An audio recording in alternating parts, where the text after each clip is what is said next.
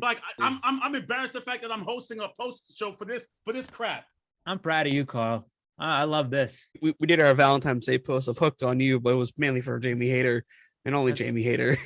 It's not right. It's not right. I'm trying to build an account and we get this bullshit on the account. Great. But also follow a simp account. Okay. Okay, but here's the thing, because those people, this is networking. This is we actually networking. follow. You got it was a business decision. It's a business. It's a business. You have to follow these people. This is like following. If you want a stan account, you got to follow the other stans. And when you get big, you get rid of them. You get rid of them after that. It's over with.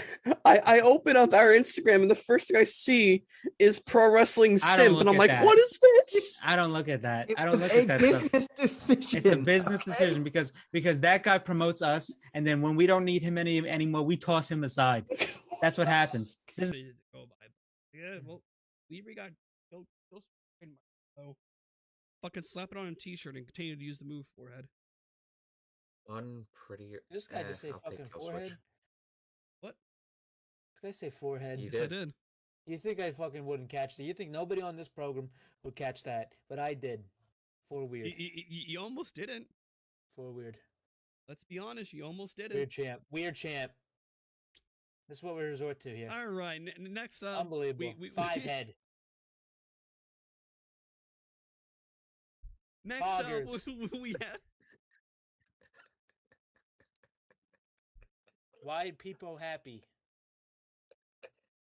Pagu.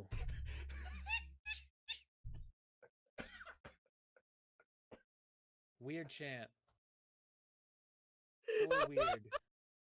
Forehead. Oh god. Franker faces. Oh. Wowie. Why people sad? What else? Look at how red my face. What else we got? Let me go on Twitch right quick. Okay. Why? Why? Why do people happy?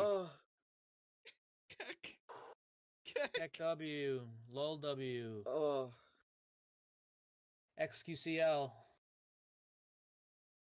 All right. The Acclaim promo now. We were backstage. Okay. They're just like, yo, it's not gonna be a triple. It's not gonna be a normal. No, dude, we're gonna do a fatal 4-way. Poggers, bro. Thanks for the fucking bits. Fucking damn it! Jump off a roof. Well, they just lost Gunther, so I don't know how that is gonna survive. But what's it called? But the Third Reich faction. That's the Imperium's gonna turn to the Third Reich now. But he posted a picture on Twitter with Sean Dean. He's got his castle. It says Justice on it. and then somebody says Hook is some fucking girl says on Twitter, Hook is what? Stokely, I hate your bald ass so much. And then Big Stoke on Twitter goes, wow, Hook will pay for his crimes. It was confirmed that there was a forearm fracture which required a cast. I am distraught. I rolled dice with my left hand, so I'm please don't make me sue this company, Tony Khan. Please, you know that a portrait of your father that's hanging in your office? Well, once I own this company, I'm replacing it with a big-ass photo of James Brown. Yep. Every time you see the Godfather of Soul sweating in a drug-fueled rage at the Apollo, you're gonna think of me. Sounds pretty miserable, bro. Do the right thing. Punish this little bastard Hook and write me a fat check. By the way, here's a photo of me with my best friend Al Sharpton. It means absolutely nothing, by the way. Blushing face. But somebody tweeted, he tweeted, Hook is a piece of shit. And then Ryan, thank you for the follow. We will be live in just a few moments, waiting on all the parties to properly get their shit set up. Every jacked. 6'3" So yeah, we met until they pulled their first back to beat him up. Whereupon my ex would go, hey, come on. I'm a little guy. I'm just a little guy. No, it's just also my birthday. I'm a birthday boy. It somehow always worked. And then Stokely just quote tweets it. Fuck you. Tony Brown, but who the fuck's in the background? It's Hook. It's fucking Hook. And then he's getting twerked on by some fucking broad. My t-shirt money is now in the ass crack. Discord's on. It's Wednesday, guys. You know what that means. It is time for your weekly dose of the pro wrestling injection right here on the Sports Hit List by the fans for the fans. As always, I'm here joined by my illustrious panel of co-hosts, down to the nitty gritty. To my right, we have Mr. Marathon himself, Mike. And then down below, we have the goon himself, Christian. Hopefully the audio is picking you guys up. I need to just watch the bars and tones on, just the bars on desktop. So speak up. So I can... Hello, Zach. How are you today? Christian, how are you? Oh my god, I have you guys up so fucking loud. Oh man, okay. Well, I'm doing fantastic. I am exhausted as always. What else is new with that? My life is a fucking wreck. But I digress. We had an amazing Dynamite tonight. We have a small bit of news to cover, but a fair bit just to Yep. So yeah. So basically we got it's not very big news week at all. There's some stuff that's going to be saved for a little later on when they're more developed. But first off, the shorter stuff here. We have an update on the health of Randy Orton. Randy Orton, it was said to be that his father, Cowboy Bob Orton, did an interview and he claimed that the doctors told Randy to not go back to the ring, which he will, but we could be very well seeing the final stages of Randy Orton's career when he does come back. So, that was kind of sad to see. Also, I want to send condolences to the family and friends of superstar Billy Graham. Yeah. He passed away. That was announced during the show tonight. Peace and peace, man. Commentary during the Roger Strong Jericho match. That guy, I mean, a lot of people may not be familiar with him because I mean he was very old. And I mean a lot of the younger generation probably wouldn't know who he was. He was an innovator. So like, if you like, if you were a fan of WWE, you've heard of Lisa. You heard of Billy Graham. Well, so, and that's another thing. I mean, that's the one thing about this. If you did not have a superstar Billy Graham, you would not have a Ric Flair. You would not have a Hulk Hogan. You would not have a Jesse Ventura. He was an inspiration for all those guys' careers. I saw even Meltzer. He even said he was affected by it because apparently we wouldn't even have Dave Meltzer without him. So rest in peace to superstar Billy Graham. Should be hearing a lot about him in this week. Yeah. Next up, we have Seth Rollins' dumbass in Captain America. Seth Rollins is part of the Serpents. Yeah, he's going to be in the new Captain America, New World Order. So that was pretty cool to see. Which, I mean, that comes to play with now.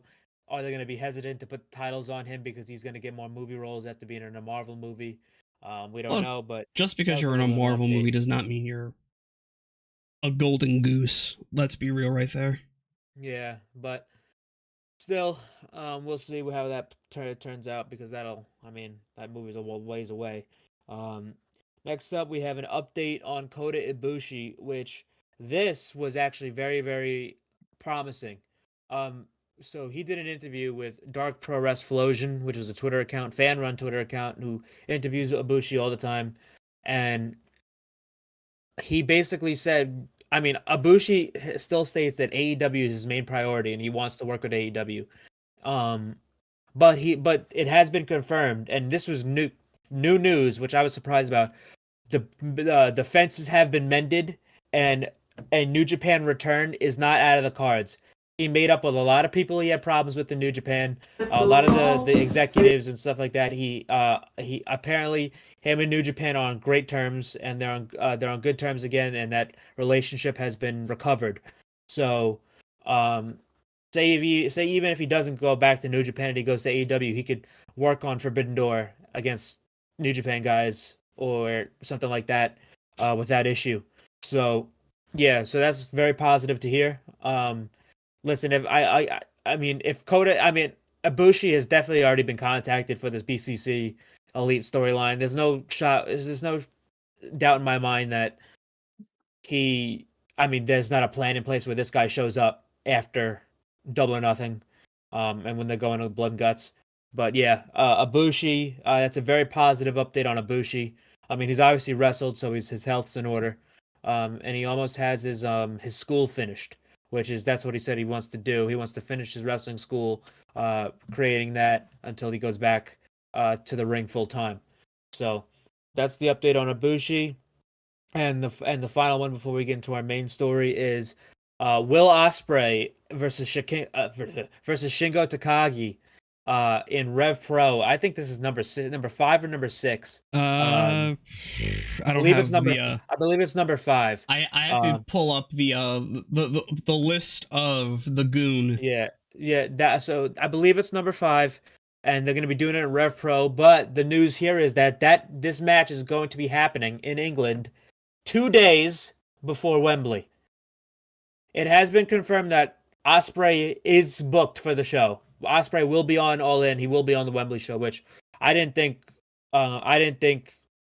he wasn't going to anyway. I always thought he was going to be on that show somehow. But they have the possibility of having Shingo Takagi on that show as well. It would be number 6, by the way. Number 6, okay. And also, just if you guys don't have a Rev Pro subscription, wait until the show. You get 7 days free. Yeah. But watch, they change that now because you said that. They're not going to. It's a fucking, like, every subscription service has either a month free, a day free, or anything in between. Yeah. But yeah, so that's the news here. Shingo's gonna be in England 2 days before Wembley. Get Shingo on All In. That's all I gotta say. That's all I want.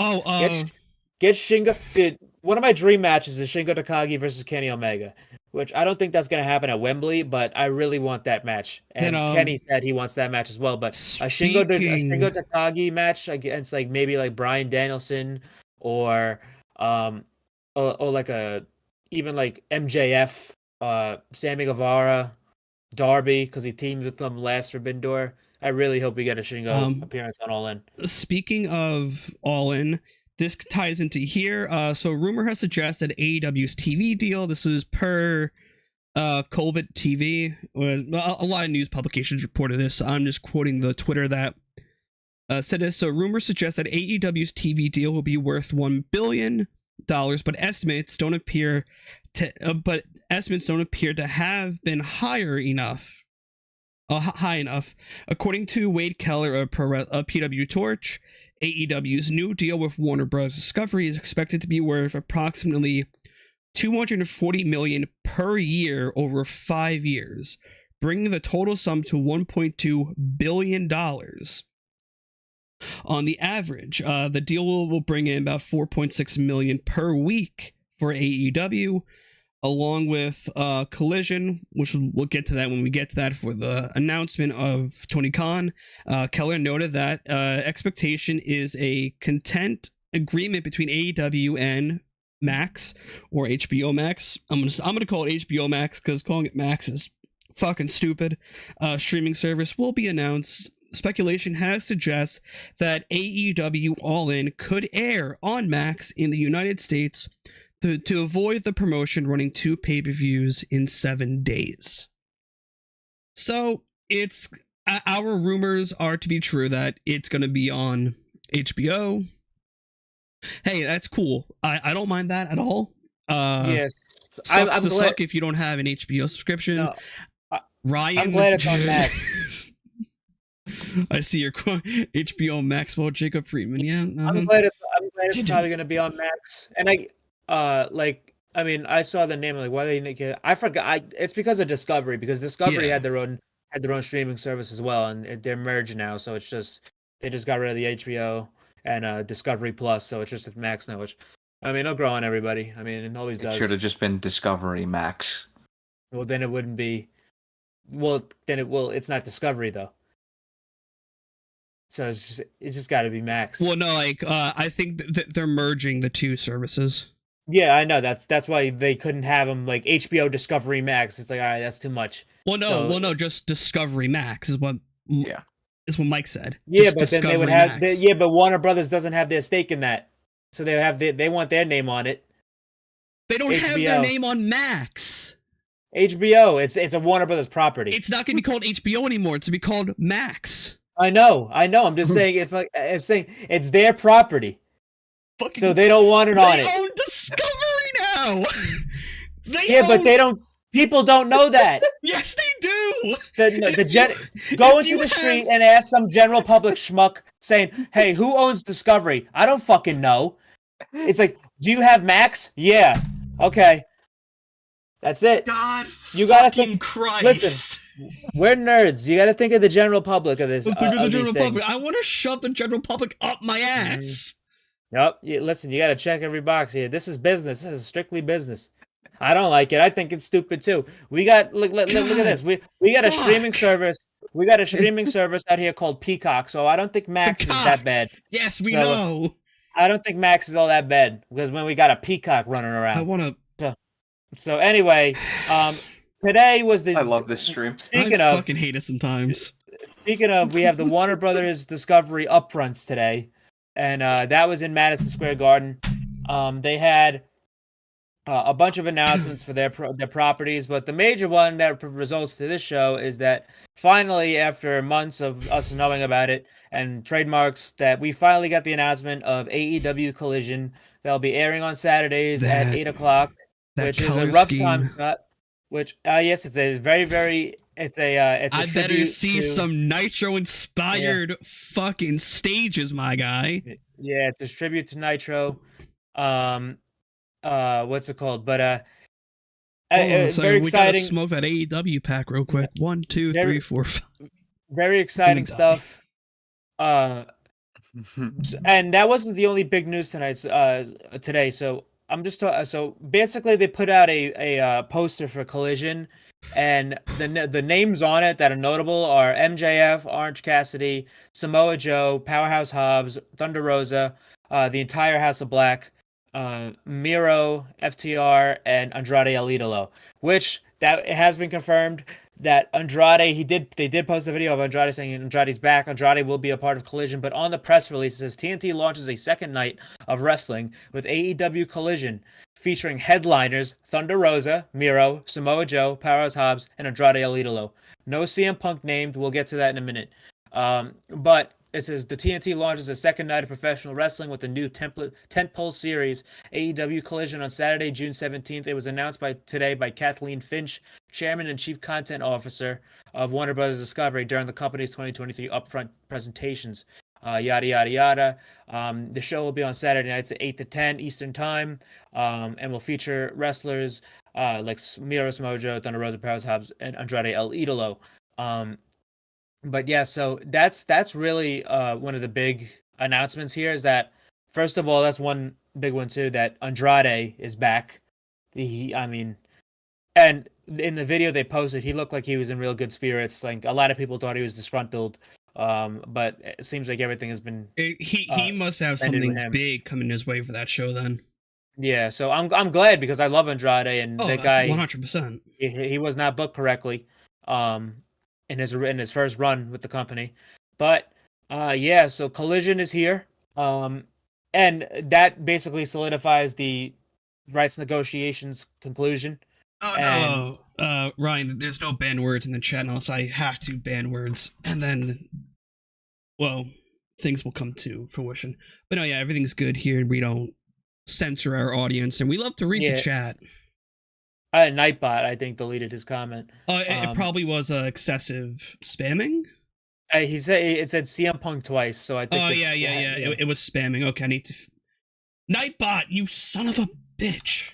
But anyway, yeah. So basically that what that means is that Warner Bros. Discovery gets exclusive rights to all the streaming rights to AEW. That's why AEW Dark and Dark Elevation died, because both of them are on YouTube. They were free. They're on YouTube. And so if Warner Bros. Discovery has exclusive streaming rights to them, then obviously that wouldn't fly. And it was announced that, because All Access ended last week, but All Access, the full season, will be available on Max. Okay, yeah. Nightbot should not have done that. Because I have so the repetition. It should be disabled, you fucks. I disabled it before. Twitch can really bug the fuck out of me. Yeah, Nightbot is an Elite fan. Gotta leave it at that. But yeah, so it's just yeah, so Collision's gonna be interesting. Will we cover that? Probably not. Cause I'm gonna have to work a lot of Saturdays. So yeah, I'm gonna say it's not a good style. Like I really wish like it was at 6 instead. I think 6 would have been a better time slot for that show because that was the old WCW time slot, 6:05, and it's going to be very difficult for them because they have to run against WWE pay-per-views, they have to run against UFC prelims, sporting like events too. A lot of the playoffs happen on Saturdays too, and that means no more Saturday pay-per-views for AEW. And during football season, they're gonna have to compete against football. During college football and NFL football on Sundays for pay-per-views. Which, listen, this isn't it's only one really, right? It's only Full Gear. Yeah, Full Gear. Yeah, because Revolution is after the Super Bowl, and All Out would be right before. It's fuck. Like think about. I miss the Saturday pay-per-views. That's what I loved about. Yeah, I could sleep in on Sunday. At the beginning, I was able to sleep in, but also like it does help me out a bit because when I do work Saturday nights, I help deliver the newspapers, so it helps me out. But also it hurts a lot of fans. It hurts kids who, like, I think even Tony Khan said at the beginning of AEW, I want to have Saturday pay-per-views because I want those kids to be able to stay up late and watch the shows. Fuck the kids. Yeah, sure. Okay. Hey, what was that? You know what I was doing when I was that little? I was staying my ass up and watching wrestling pay-per-views. So yeah, but like some parents aren't like we that. had no. Well, fuck those parents then. That's when we had no trouble staying up until like 7 a.m, getting an hour of sleep, and then being able to do it all over again the next day. Then finally crashing. Now 1 a.m, I'm ready. Like if I go to bed at 1 a.m, I'm ruined the whole next day. To be honest, like today, I went to bed at like 6 a.m. I mean, Zelda's out. Those are Zelda hours. Oh well, I mean, that's when we start. That's when we start playing. Hey, when video games come out, all bets are off. Well, for me, like, I've been like I also use my time with being out of school now. College is over for the semester. I'm taking a semester off because I missed the deadline for classes. So I'm taking a break. But I'm focusing on streaming, getting this channel up and running, getting my personal channel up and running, which is both seem to be doing good. We are about 2 more followers away from our goal here on the injection. So on Twitch or YouTube? Twitch. Okay. We have a starting goal of 10, and then we'll go up. Then we go up from there. We go like every 5 or 10 from there. Nice. We're at 44 subscribers on YouTube. I know that because it's still the old fans from when it was From Under the Ring. That's the corpse of my fucking old channel. That was way before my fandom. Well, it was way before you came back. Yeah. To wrap up the Collision news here, so there was a little bit of a kerfuffle on social media today because CM Punk. Obviously, everybody was like expecting CM Punk to be like a part of like the press release and stuff, of which he wasn't. And everyone was like, "Oh, everyone's making a big deal about it." And then apparently there was a thing that happened where, I mean, we're not going to get into the big stuff with Punk today, where it's like he got into a argument with Brian Alvarez. I mean, it's not important; it's a personal issue. But before the stuff that came out today with Punk, there was a report that said Punk wanted to work with somebody that wasn't Chris Jericho. Well, he's still going to work with Jericho, but he's willing to work with someone else. Yeah, like he wants to work with he's pushing to work with a certain person either before or after the Jericho feud, and that person has been revealed to be Samoa Joe. And I would be all for that because First of all, they have a storied rivalry and a storied history in Ring of Honor. They have one of the greatest trilogies of all time in wrestling. Punk has never beat Samoa Joe. I think that would be a great idea to have, even before you do Jericho. CM Punk's first match back is against Joe in Chicago, and Joe beats him. And Joe beats him. And Joe beats him. And I think that would be the way to go for that. I think that would be great. That's probably wishful thinking, but yeah, that was the name that was revealed. Also, today, in regards to CM Punk, there was a report by PW Insider that they didn't have a falling out with AEW didn't have a falling out with CM Punk, but there might be the reason a lot of things might be on hold is due to Ace Steel and being. First of all, there was also another report that's saying that there's somebody on one of the sides that wants to apologize that isn't CM Punk. So it's probably one of It's Larry. So it's probably in my eyes it's probably Kenny because I mean Kenny obviously he's probably the most neutral party in here out of everybody who was really involved in it. Yeah. But I think all the man wanted to do was guard a dog. A dog. That's South Park. Come here, buddy. Man has my eternal respect. So fucking stupid. Come here, buddy. And it stands in the corner. Yeah. Well, but what's it called? Kenny. I assume it might have been Kenny, but they were advised not to speak to Punk, and it might be not they. I mean, I think both sides maybe are willing to apologize, but the reason they can't is due to advice from legal counsel, which is bullshit now. Which I could see as very well the case why this hasn't been resolved, and it's all because of Ace Steel. Because Ace Steel would probably have little legal litigation. I don't know if he could have filed for wrongful termination, but that's a whole big thing, and it's mostly probably on Ace Steel. But there was a report that came out today by PW Insider saying that there might have been a holdup because there was Punk had the assumption that Ace Steel is coming back with him, which first of all, Ace Steel should not be back in this company after what the fuck happened. He needs to be the casualty at all this. But I'm okay with that. There was that holdup, but then there was apparently AEW made the decision that he will not be returning to the company, so there might have been a holdup on that. But yeah, that was the big thing today, and Punk not being on the reports and stuff like that. He's coming back. It's a done deal. It's happening. When we get to Tony Khan's announcement today, which he showed the dates for the collision shows. He says, we're gonna announce the location for the first episode, and we all know it's gonna be fucking Chicago. At the United Center. The second coming. No, Wintrust.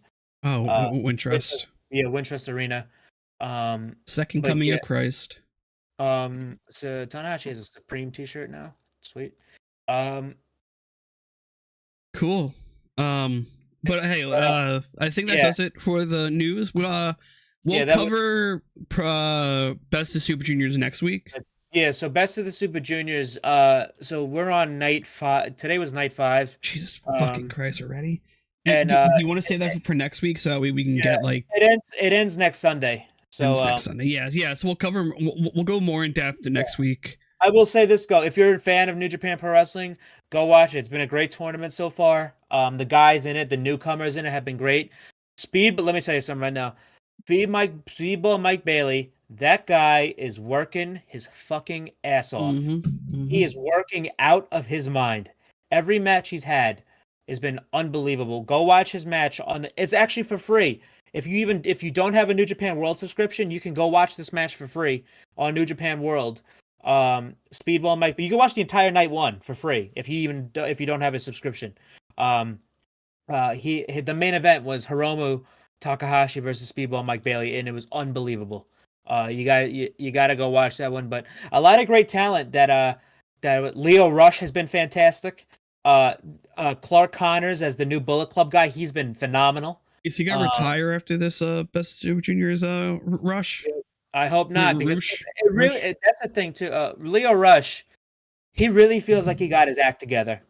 in Japan and coming to Japan. He's been great, and I can't say enough good things about the tournament he's having right now. I think he said on Chris Van Fleet there's still an open door for him with AEW. Yeah, there was no bridges burned at all, and it was a misunderstanding, really. Everything that and yeah, and it was like the deal he got was weird because it was like a 1-year deal, and very strange what happened there. But yeah, he could come back at any time. But I think he should stay in New Japan for a little bit because he's been doing great over there. There was this guy I've never seen before named Dan Maloney. He's the newest member of United Empire. He used to be in NXT UK for a little bit, but the guy is he looks like he's an animal. He looks like a heavyweight, like that's jam packed into a junior heavyweight's body. The guy is fantastic. The driller killer. But yeah, go watch the tournament. Night one, you can watch in its entirety for free on New Japan World, even if you don't have a subscription. Yeah. On Sunday is the Resurgence show. There's I think there's 2 nights of it. I believe actually, yeah. Is it 1 or 2 nights? It might be 1 or 2 nights. But that's the one with Mercedes Moné likely wrestling Willow Nightingale. Tanahashi versus Will Ospreay to see who wrestles Lance Archer to get to Kenny Omega at Forbidden Door. So that should be a good show as well. That's really all for the news. I'm just looking at We had a banger of a AEW Dynamite show tonight. Yes, we did. Yep. Oh wait, we got to talk about this first because how can I forget this? I actually ended up going to a Creative Pro show on Saturday, and it was a great show. You can go watch it on Twitch and on YouTube on Creative Pro's YouTube channel. You can see me in the front row. Like my back is to the hard camera. I'm all the way to the right. You can see me standing there right next to the right ring post. But yes, it was a great show. It was a lot of fun. But I did get to meet the AEW World Champion MJF. I did get to do my first first ever MJF. So what did he say to your mom? So I'm gonna go run down the entire boy interaction. So first of all, we come up. His dad was standing not right next to it. His dad was like helping like pass the autographs and like say if you got a combo, if you got the action figure to sign, if you got the whatever. But his dad was there. I thought he hated his parents. Yeah. Yeah, so his dad was there, and so I walk up, I have my MJF Devil shirt on. My mom has a Tony Schiavone shirt on. He goes, "Oh my god," because he saw my mom's shirt with the Tony Schiavone thing. I'm like, and we're all like, "Hi, MJF." I'm like, "What's up?" And then my mom got him a gift because I'm like, "I'm not giving him this. You can give him it. I'm not giving him this fucking gift." It was a shirt of him. It was like a match graphic of like him and Roddy Piper. And she's like, "I don't know if you have this yet." You probably do, but he's like, no, I do not. And he put it back in the bag, and he kept it. But so if we ever see him wearing this shirt with him and Roddy Piper on it, you're gonna know where it came from. Hell yeah. But yeah, then he said, she said, I hope you like it. He's like, thank you. If you were 40 years younger, I'd sleep with you. And then I'm saying that's when I took the picture, and then I looked at him like, I'm like, Max, beat the fuck out of them at Double or Nothing, brother. And he's like, he goes, I fucking will. And I'm like, it was so nice meeting you, man. And he shook my hand. It was the greatest handshake I've ever had. It was such a firm handshake. It was like like you dap somebody up, and it's like perfect. Yeah. That's what happened. I have a picture too. I shook his hand. I was like, nice. He goes, nice meeting you, man. And I was like, thank you too, brother. See, he loves the Long Island fans. There you go. The guy was fucking, dude. It was fucking awesome. It was funny, and he had the belt. That belt in person is fucking beautiful. The AEW World Title. Is it also like really fucking huge too in person? Oh my god, it's gigantic. Okay. It's gigantic and it's fucking shiny as shit. And it looked great. But yeah, so. Later on, then the show started. I also got to meet a couple. I met Max Caster again. I met Gabby Forza, which is Bear Bronson's girlfriend, but she's a up and coming wrestler, and she reminds me a lot of Chris Statlander. I think she's gonna go far. Dante Drago, which he's great too. And I met Leo Sparrow, which that guy's gonna break out in a big way. Coming soon on the indie. He was the guy that MJF fought, right? Yeah, Okay. wrestled. Yeah, he's a vegan. It's his gimmick is like he's a vegan. A vegan. A vegan. His nickname is the Son of the Sun, which is pretty cool. He on his entrance he throws kale leaves at people in the crowd, like he's throwing kale, like he fucking chucks these kale leaves at people. Like we pick it up, we throw them back at him and shit. Like he's small, but the guy is fantastic in the ring. I took a picture with him, and because he actually he worked a lot of shows WrestleMania weekend. That guy's gonna break out in a big way. Leo Sparrow, remember him? They had Angelina Love was there. Raven was fucking there. Do you want to know what's crazy? So Bear Bronson took a tack bump. I wish I took it out. So I was cleaning. So like behind me are like my little tiny shelves there. I have a kind of a poster from the very first ever indie show I went to, which was a local company called ECPW on Long Island. I got to meet Raven. I have Raven's autograph still on that. I have Raven's autograph on like a pro wrestling crate, like an old pro wrestling crate. I have it on. I have it on like a poster. If I'll take a picture of it and I'll post it on our Instagram, guys. I think our Instagram is. Yeah. Did I set that shit up yet? I did not set that shit up yet. Whoops. Also, well. also, I will say at the show too. So yeah, this was the big surprise of the night. So But actually, So what happens is Leo Sparrow comes out. He comes out to wrestle, and he comes out, and his opponent comes out. So the music hits, and all you hear is fucking oh. It was Jungle Boy's theme, and everyone's looking at each other like, no fucking way. And a guy comes out dressed as Jungle Boy. He had the same hair and everything. It's like what would happen if Chris Garrison like cosplayed as Jungle Boy, and everyone's fucking doing the shit. It was Leo Sparrow beat him in like 2 seconds. And then he's like, and he starts cutting this promo, and he goes, "'Cause I'm better than you, and you know it." And then MJF's music hit. He starts bugging out. the guy, Ryan has his name. It was Nick Rubble. Yeah. Okay. Yeah. Oh, yeah. You're talking about Don. I saw in the chat. He says Dante Drago. Yeah, Dante's great. Him and Jack Tomlinson. I see a lot in those guys. But yeah. So MJF comes out, and that's what I was shocked by. The guy was in his gear. I was like, get the fuck out of here. He's wrestling. So he comes out.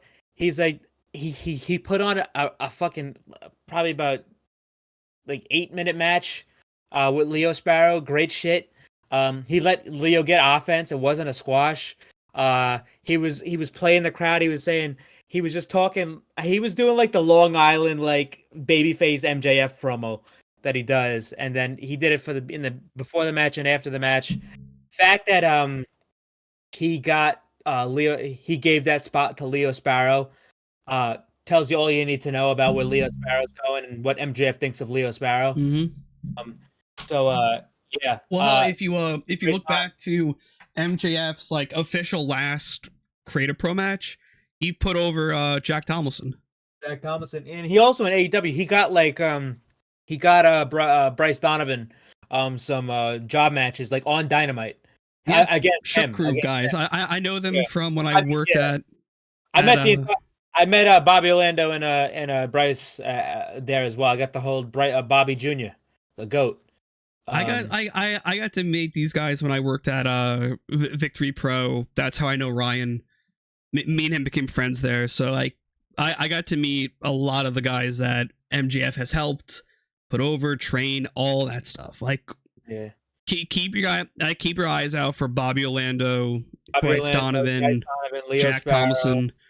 These guys will definitely go far, whether it's in WWE or AEW. And that's these the great guys thing. will go far.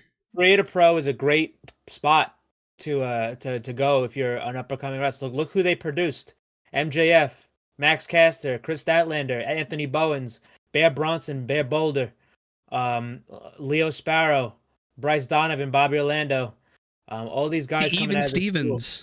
Even Stevens, the best in the world. Those guys are great. Yeah, it was a fun show. A lot of if you ever around the Long Island area and they're doing a Creator Pro show, they're great. They're a great time. Great little indie. Support your local indie. Yes, I'm going to an indie show next Saturday. Actually, I'm going to the Remarkable Wrestling Show. That's where my boy, the big Bofa, is going to be wrestling. Oh yeah. Desmond Cole, right? Yep, Desmond Cole. I met him in the last one. Percy Ryan. Those are my guys there because my friend Jesse, he is a up and coming wrestler. He's training. He has stories going on in Remarkable, which is the main event awesome of the show was Bryce Donovan versus Vargas. Vargas is another guy. Sorry, man. Hey, I try my best. Vargas is another guy that's gonna go real far. That guy, he's really similar to Umaga, and I guess Solo Sikoa now. But the guy is, he's Dominican, but he's like he looks like one of those old like Samoan like powerhouses, like how Umaga was. So very cool.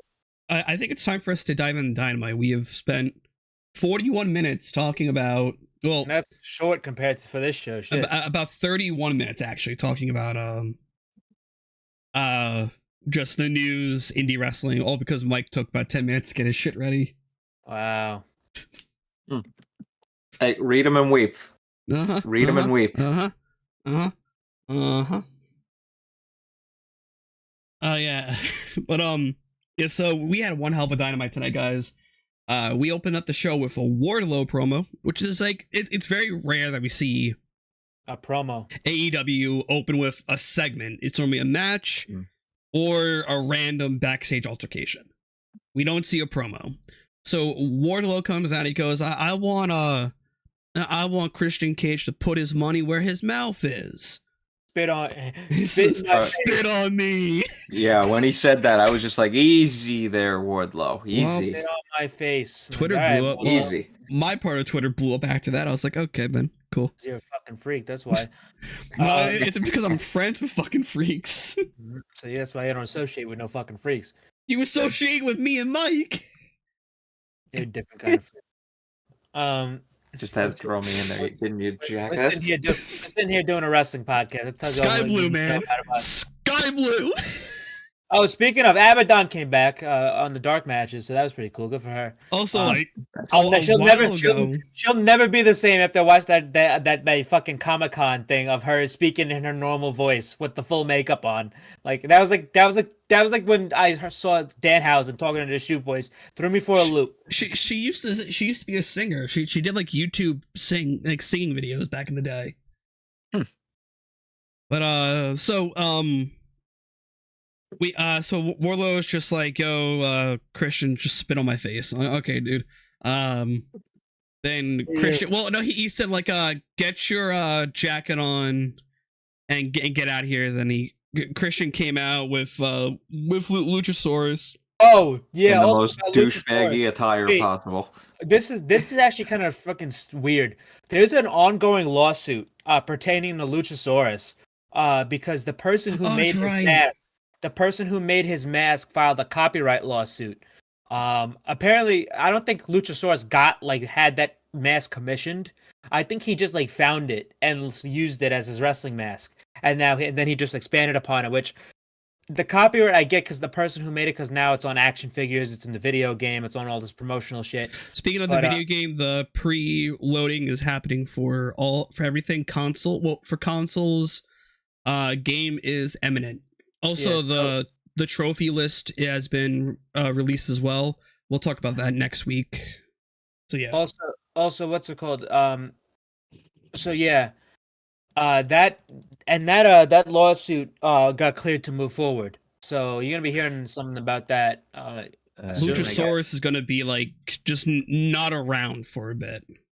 Yeah, well, not around. Like he'll be on TV. It's just he'll be in the shadows. He might have to switch the mask up. No, he wouldn't even have to get off. He just might have to have a new mask or something. Yeah, like they could do an angle where his fucking face gets burned or something. Oh no, wait, no, even better. Have Wardlow steal the mask. You could do that. That Uh, that works even better, to be honest. do Because that. You could do that, or if you want to be a real asshole, have when Luchasaurus eventually does turn on Christian, because that's the thing, he doesn't have to change his mask in anytime soon, because obviously the lawsuit has not been settled, and this shit could be settled and go nowhere. That's how most lawsuits are. So he might not even have to change it, but if they do, I think Christian taking it away from him would be even more of a dickhole-ish move, because the guy's already a dick. But yeah, so Christian comes out. He's like, "What's up, Wardlow?" But no, he comes out. He's getting ready to spit in this guy's face, but before Wardlow goozled him. He starts getting into a fight with Luchasaurus, and then Christian ends up giving him a low blow. Christian then brings out a ladder, and then once I saw the ladder, I'm like, "Oh, double or nothing. They're gonna have a ladder match." So that's pretty cool. it's gonna be fun though. Really Luchasaurus gives him a choke slam on the ladder. Christian then gives him a kill switch onto the ladder, and then he holds up the TNT Championship. And also, during this entire segment, you had like Luchasaurus like looking at Christian, like giving him like the side eye and some stuff. So they're obviously they're teasing like I get it, Ryan. Wardlow takes off Luchasaurus' mask. Big Brother music plays. If you guys don't know, Luchasaurus was on Big Brother. Yes. That's wild. That's like an insanely like deep reference. Yeah, so like it's gonna be a fun match though, Wardlow and Christian. But we'll get to how it was announced. After Wardlow, we had Orange Cassidy and Darby Allin taking on the Firm, or just Lee Moriarty and Big Bill. Oh, they confirmed on Road 2 that the Firm is actually finished. Not Road 2, on Twitter. It was a Twitter video. The Firm is finished. There's no more Firm. Like, they're still like friends, but like the Firm and the Firm name has been deleted. So like like Stokely's missing. That they acknowledged that commentary. But yeah, I will. Homeboy ain't missing. He tweeted like an hour ago. Fucking, I mean, he's a guy's a nincompoop. He tweeted 9 hours ago with Marina Shafir. Probably at a fucking Wingstop somewhere. Then he also tweeted Soldier Boy Voice Collision. Also, what's it called? Oh man, this match did happen before on one of the house shows. Yeah, they referenced it. Apparently it was so good they just wanted to do it again on TV. Plus, all the pillars needed a match. All the pillars had a match tonight. Some easier than others. I mean, Jungle Boy fucking drew a short straw. That guy 2 weeks before the pay, this guy's getting his fucking ass kicked by Rouge, and he got busted open a hard way too. In 2 moves on some jobber in his hometown. But yeah, this was actually a really fun match. This Lee Moriarty Big Bill like tag team is like has no reason to be as good as it is. It's it's what Enzo and Cass should have been, just minus the talking. If you take away the talking, it's what Enzo and Cass should have been. Lee Moriarty is fucking a great wrestler. 100%. But yeah, it was kind of random because like Darby and Orange Cassidy, they don't really have any history like recently. And also like you had it was just kind of random, but with knowing that there was more pillar matches tonight, it made sense. But it was a great opener. It was a hot opener. The crowd in Texas was really hot for this. And it was a lot of fun. Great work. Big Bill, let me tell you something about Big Bill. I just want to give credit to him. That guy has improved fucking so much. Tenfolds. Dude, because I was saying it when he was in Impact. When he was doing main event matches in Impact with like Moose and shit, he was fantastic. I'm like, what happened to this guy? This guy was honing his craft, and I mean, to see where he is today for a big man, how mobile he is and how he presents himself, the guy's fantastic, and I'm really happy to see him succeeding because he did go through a hard time for a long time. I'm also not gonna lie, I didn't like the Big Bill name at first, but then of course it grew on me. Mm-hmm. It really did grow on me. His dancing in picture had me hysterical. Yeah. That was very good. Orange Cassidy and Darby Allin picked up the win. Darby got him with what a headlock takeover. So He gave him a Scorpion Death Drop. Then he hit him, and then Orange hit an Orange Punch. Then it was a Coffin Drop, and then he brought him back up and gave him a headlock takeover. Which direct message to is MJF. how MJF beat him last time. Then after this, probably one of my favorite backstage segments, because Wheeler Yuta got shit canned not once but twice tonight. Not a good night for Wheeler Yuta. the Bucks and Blackpool Combat Club were backstage because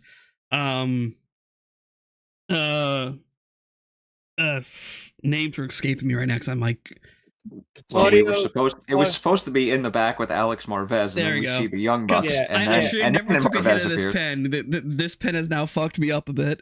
And then Marvez appears. Yeah, so Marvez is like, oh, so you guys have anything to say about stuff that's going on? And you just see them start circling.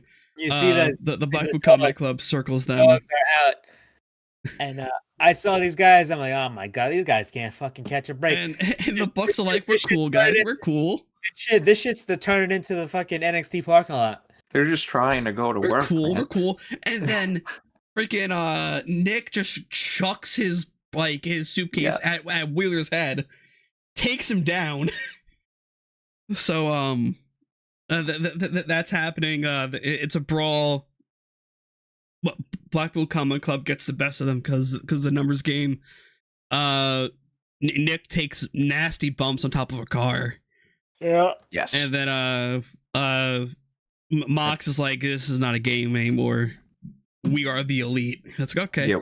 Which one of them slammed in Matt's arm into the car? Was that Claudio? I think it was Yuta. I think it was Yuta. Yuta and Claudio stepped on his face. But yeah, after that, they even showed. They also went back to Renee. Renee was fucking all over the place tonight. Oh my god, dude, she was pulling like MVP duties tonight. Mm-hmm. I don't know what the fuck Lexi was, but shit, Renee was teleporting all over the place. But yeah, she got over to Wardlow, or Wardlow was getting iced up. He said, "Listen," and then Arn came over. He's like, Arn just with the most piteous throw of the ice at the wall. No, it was a.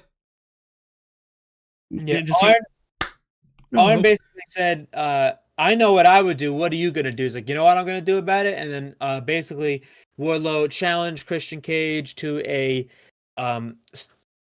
ladder match at Double or Nothing. For the He's going to beat him at his own game. And yeah. Then after this, we cut to a commercial and we come back to Renee again. In the back, talking to Orange Cassidy, saying, "Oh no, what happened?"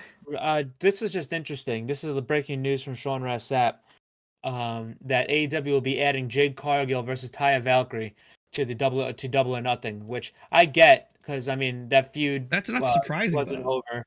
That the only reason because I'm like maybe that's because what happened on fucking probably what's happening on Rampage as we speak.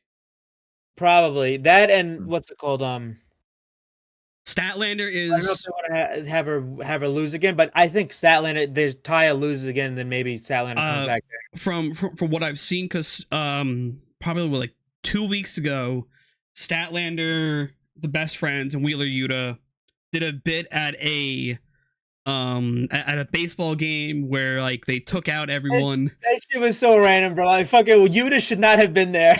I know. I was like, you don't associate with these guys no more.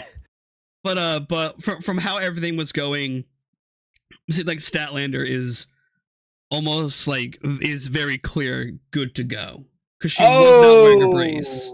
There it is, baby. The graphic is out. Official Anarchy in the Arena of the Elite Blackpool Combat. Let's fucking go.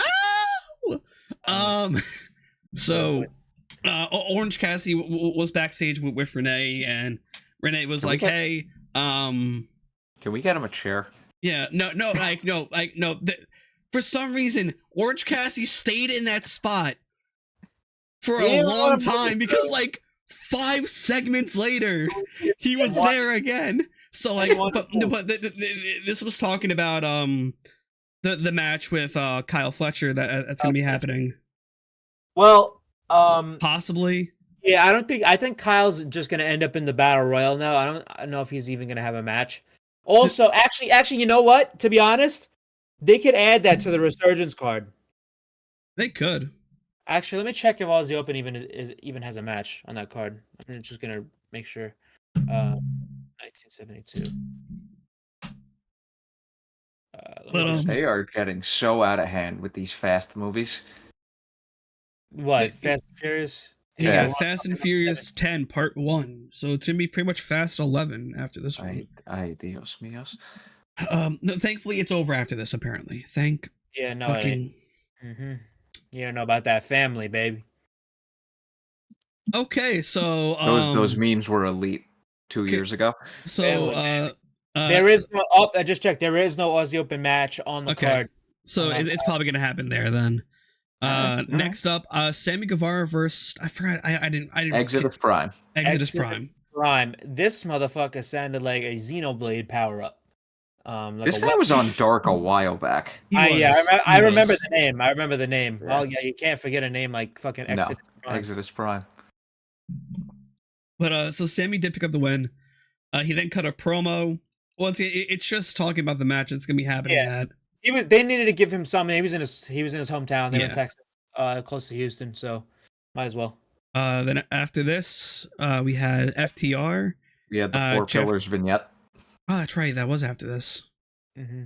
I zoned out after a bit because this is when I hopped over to my computer and I was fixing stuff around because I've been primarily streaming my personal channel, so I had to like flip graphics around, move chat over here, do this, do that, rename some things, fix the alerts because now the alerts are embedded on Twitch, which is new. Which is thank you Twitch, but also what the fuck.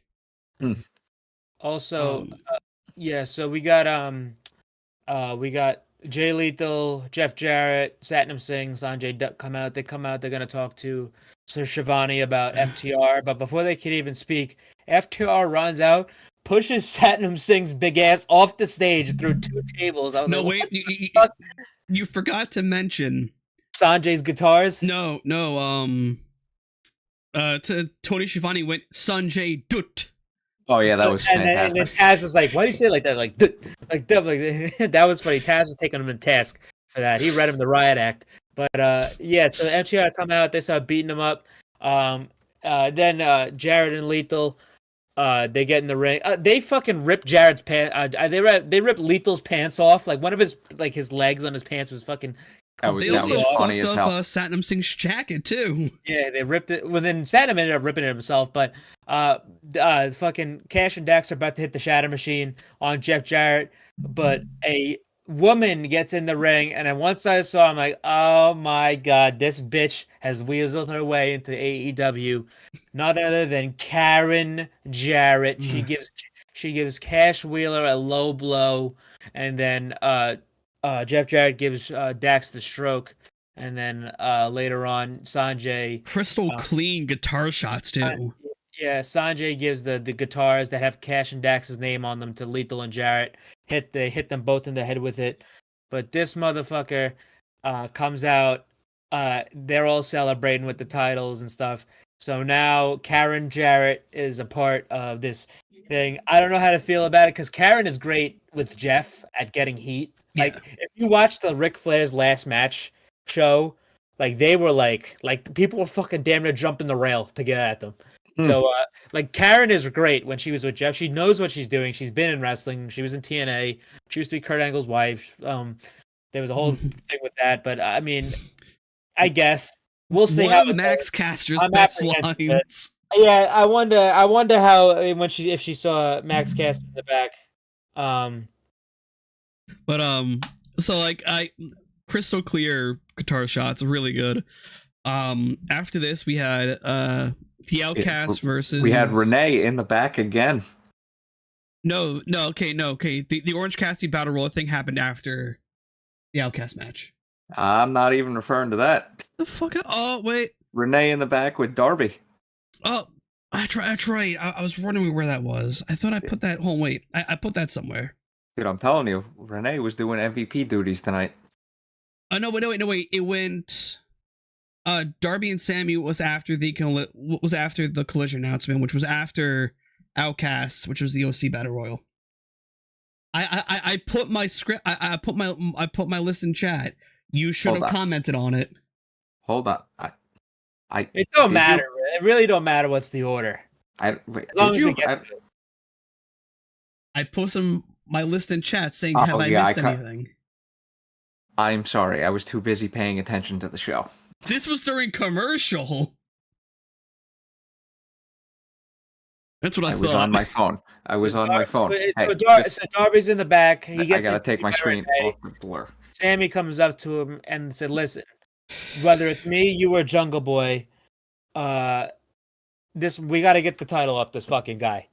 And he said, "Let the best man win." And then basically they walked off. So it was a short little segment, but good stuff because now they're all like gunning for like MJF, and all of them want to win because just to get the belt off MJF. Then the Outcast match happened. Jamie Hayter is legit hurt. It's So this match was supposed to be a 3v3, the entire Outcast versus Jamie, Britt, and Shida, but Jamie was pulled due to the injury she sustained in the match with Tony and Ruby and in Pittsburgh. But Jamie, it's not a big time injury. She's not going to be out. They confirmed a match for we'll talk about later. But it's a precautionary thing. Why have her wrestle now when she could even get more injured while she could use time recovering? So she Big have the brain match tactics here, folks. Yeah. So there was no reason to do that. But yeah, so Sheeta had a new look. She had a new music. That was cool. The crowd was severely up for Sheeta. Yes. The crowd was super hot for Sheeta. Everything she did in this match. Thankfully. But this match was very good. Sheeta got a lot of the shine here because it was her first match back in a while. Tony and Ruby worked great. Britt didn't look bad in there. This was just solid. Just good stuff from all four of these ladies.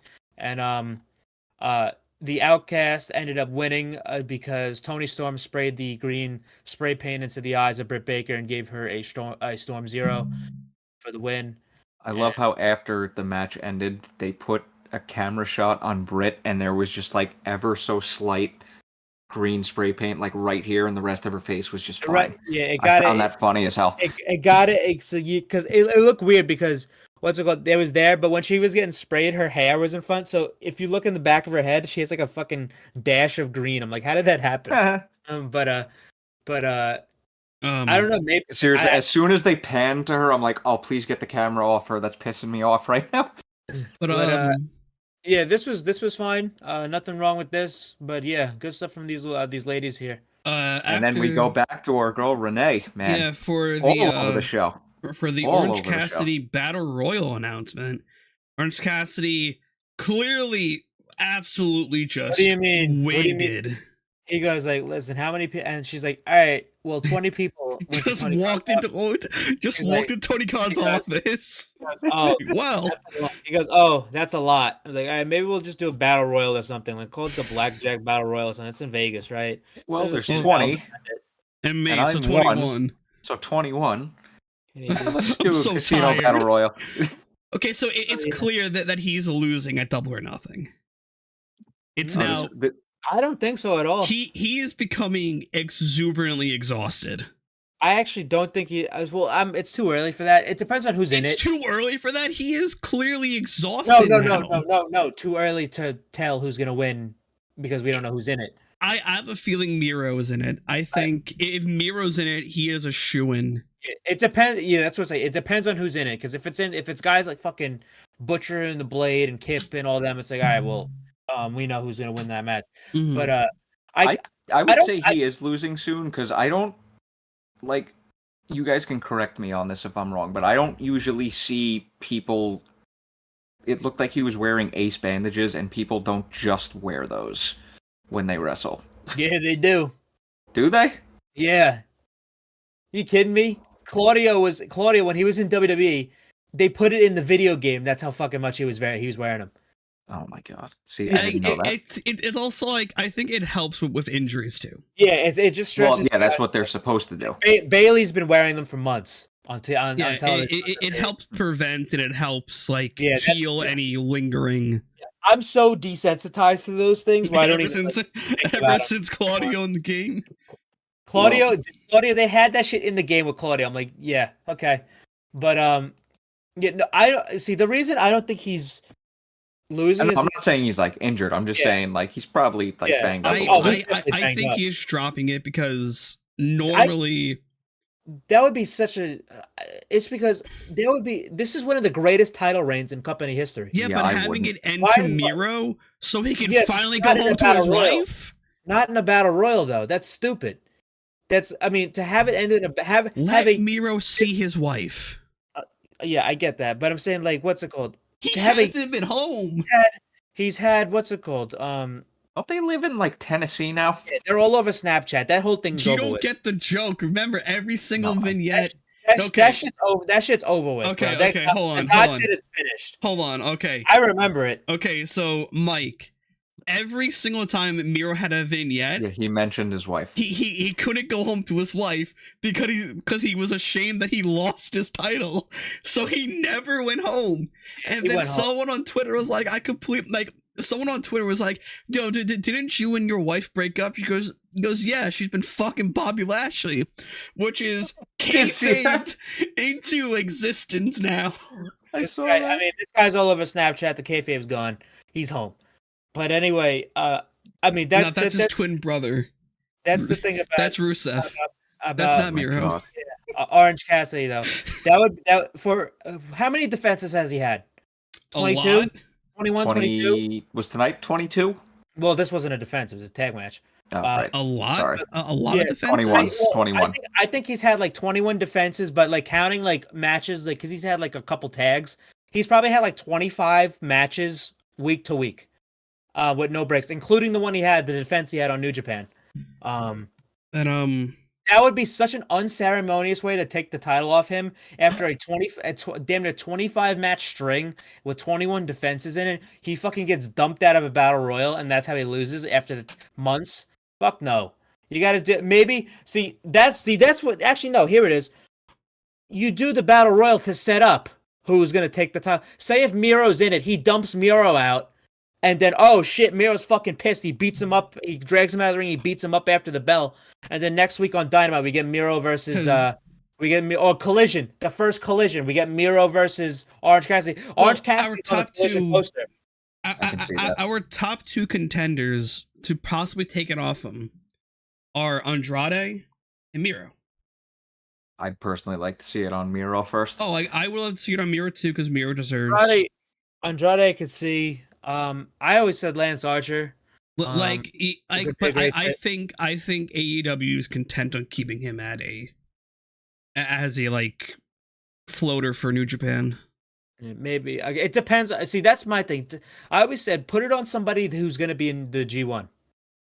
Like have them take that title to the G1. But okay. And recover what the TNT title lineage was. In the meantime.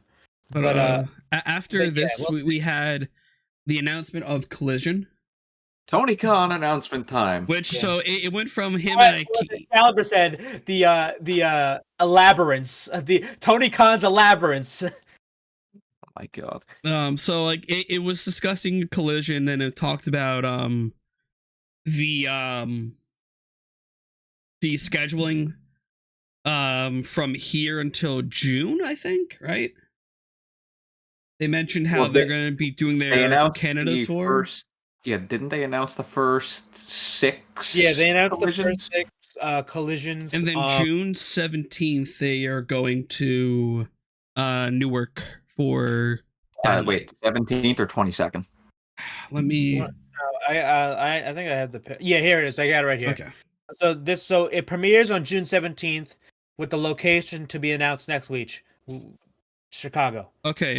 So then June 22nd is going to be. I thought, No, I thought you were Saturday, saying July. Saturday, Sorry. Saturday, June 24th, Toronto, Ontario, Canada. All right. Thursday, June 29th, Hamilton, Ontario. Saturday, July 8th, Regina. LOL. SK. I don't know what is that. Saskatchewan. Yeah, Saskatchewan. Yes, Saskatchewan. Saturday, July 15th, Calgary, Alberta, Canada, and then Saturday, July 22nd, Newark, New Jersey, Prudential Center. So there's your collision lineup. That's what I thought you were referring to. July 22nd. Mhm. Yeah, July 22nd. Just for A the few record, days before I my said, birthday. Nice. Just for the record, I said Saskatoon. Saskatoon is in fact in Saskatchewan. So Okay. Collision's color scheme is very similar to Nitro. Even down to the TNT logo itself. Tony Khan, if you're fucking listening to me, and I hope to God you are, you will give us a Nitro-inspired ramp and fucking stage. I'm gonna say something. What? That show, those motherfuckers were ugly. I love the Nitro Arena. The Nitro Arena is one of my outside of the fucking like floor mats, one of my favorite like arenas to play in any WWE game. No, know what I would want? The WCW pay-per-view arenas, like the Bash of the people that actually had sand on the ground. Well, you can't get all of that because WWE owns rights. Halloween, that's true. I'm not saying those events, but like to like that, like say if they do a Halloween show, like a Halloween AEW Halloween mishap. Fucking Halloween hoopla. No, Halloween mishap. Come on. Halloween crazy. Ooh, the scary crab. The spooky spectacle. The killer crab. The cool crab. Yeah, I would love to have that big ass fucking inflatable fucking pumpkin back. That'd be pretty cool. But I doubt it. Set it to warm up. I doubt it. I just want to pay mention to this too. I forgot 3 years to this day. We lost the fucking actual hero of a human being. Oh my god. Shad Gaspard. Rest in peace. Saved his son while drowning, getting pulled in by Riptide. Saved his son's life. Guy's a fucking absolute weapon. A warrior. Love him. Rest in peace, Shad Gaspard. And then CM Punk just put on his Instagram story, fuck Danhausen for refusing to put over Billy Gunn at a pay-per-view. And it says -WON, Wrestling Observer newsletter. So, okay. So after that one's actually kind of funny. After the Collision announcement, we have the False Count Anywhere match. Yep. And let me tell you something about this match, brother. This was one of the greatest Falls Count Anywhere matches in recent memory. Big heat with Mrs. Softy. Big heat. This was the best match on the show. This was the best match on Dynamite, maybe all year. This was so much fun. And the fact that this was Roddy's like biggest match of his career, if you think about it, and his biggest opponent in Jericho in like years. It just was really crazy that Roddy was in this position, and this is his first single match. I can't wait for that first. I can't wait for that first end of Heartache to be hit. That's going to erupt that arena because he has not hit the end of Heartache yet. I cannot wait for that. No, he hit it on his debut.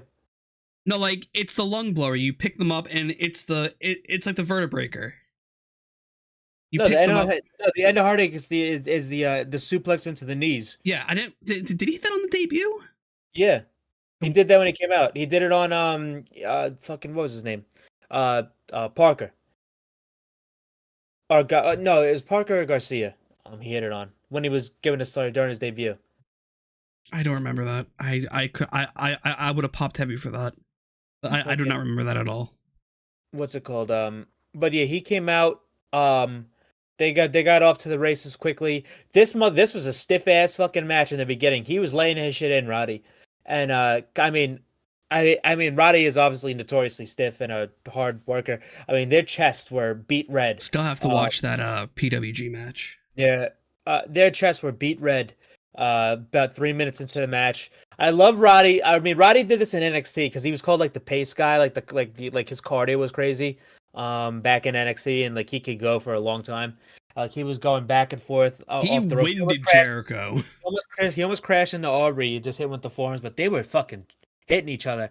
Then they went to picture in picture, and then they started fighting up the arena, up the steps and shit. And then they finally got to the concourse. God bless that security team. Oh my god. Holy shit, yeah.